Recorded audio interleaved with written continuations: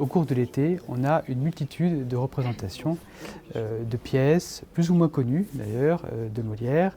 Alors on pense bien sûr à Nieul-sur-Lotise où se produira une comédie-ballet, un genre un petit peu différent de ce qu'on connaît d'habitude, avec des musiciens, des danseurs, des chanteurs et bien sûr des comédiens. Et puis ensuite, le département va accompagner des festivals qui vont également présenter des œuvres de Molière. Je pense au festival des Marais Montants, donc dans le Marais Poitevin, et puis aussi un festival à Apremont, donc sur le territoire de Ville-Boulogne, qui présentera également des œuvres de Molière. Souvent en Vendée, dans un département rural comme le nôtre, pour aller voir une pièce de théâtre, il faut rouler un petit peu, il faut faire pas mal de kilomètres. Et donc on veut éviter à ceux qui sont motivés d'avoir à faire 1 heure de route ou davantage pour assister à une belle représentation. L'objectif au final, c'est de pouvoir proposer aux Vendéens qui le souhaitent de pouvoir assister à une pièce de Molière pas trop loin de chez soi.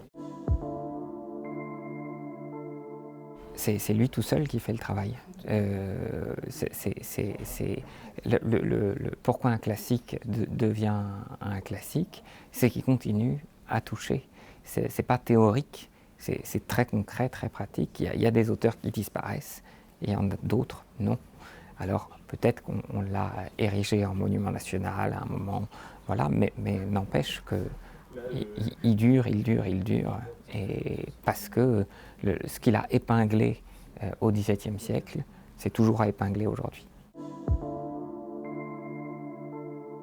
Il y a 2 choses qui m'ont intéressé dans cet avare, c'est de pousser jusqu'au bout l'amour de l'argent de cet homme, qui pour moi aime tellement l'argent que plutôt que même de vivre dans une maison ou de dépenser un quelconque argent, il a préféré tout vendre pour entasser ses écus dans une précieuse cassette et il vend dans ce qui coûte le moins cher d'entretien, à savoir une petite caravane qui serait même capable de louer et de dormir dehors de temps en temps pour pouvoir ramasser encore plus d'écus.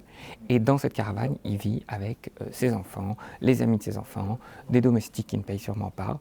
Et cet homme, en bon père de famille, a malheureusement réussi à bien transmettre à ses enfants ce qui lui tenait le plus à cœur, à savoir l'amour de l'argent.